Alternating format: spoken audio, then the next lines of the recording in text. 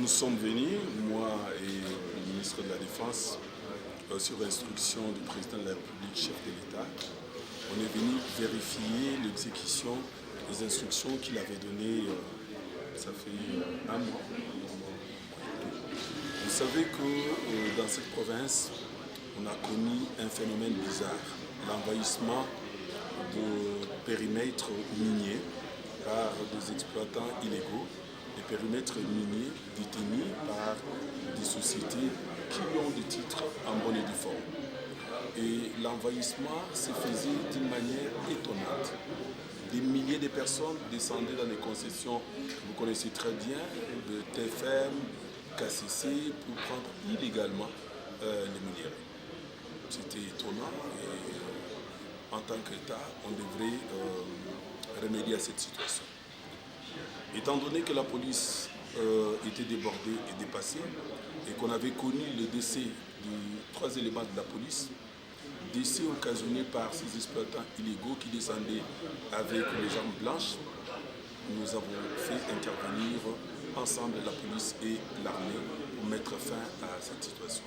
Aujourd'hui, on vient évaluer si le travail a été bien fait pour permettre à la police de continuer à sécuriser ces différentes concessions et aussi à pouvoir encadrer nos compatriotes qui sont dans l'exploitation artisanale, les relocaliser et les orienter dans des zones d'exploitation artisanale reconnues par la province et chercher à travailler avec des comptoirs agréés qui sont situés dans les bons endroits, pas des comptoirs clandestins qui sont tout autour des périmètres des concessions d'autres.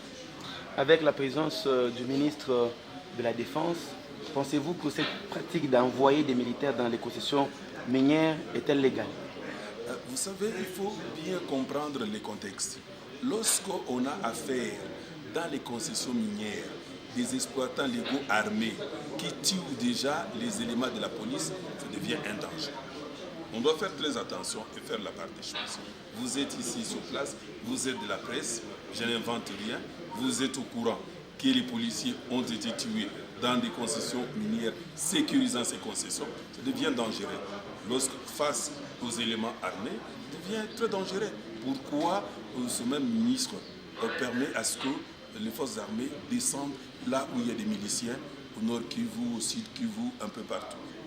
Ce sont des civils armés, mais on envoie les forces armées pour les neutraliser. C'était devenu un état d'esprit dangereux qui s'est développé ici dans cette ville.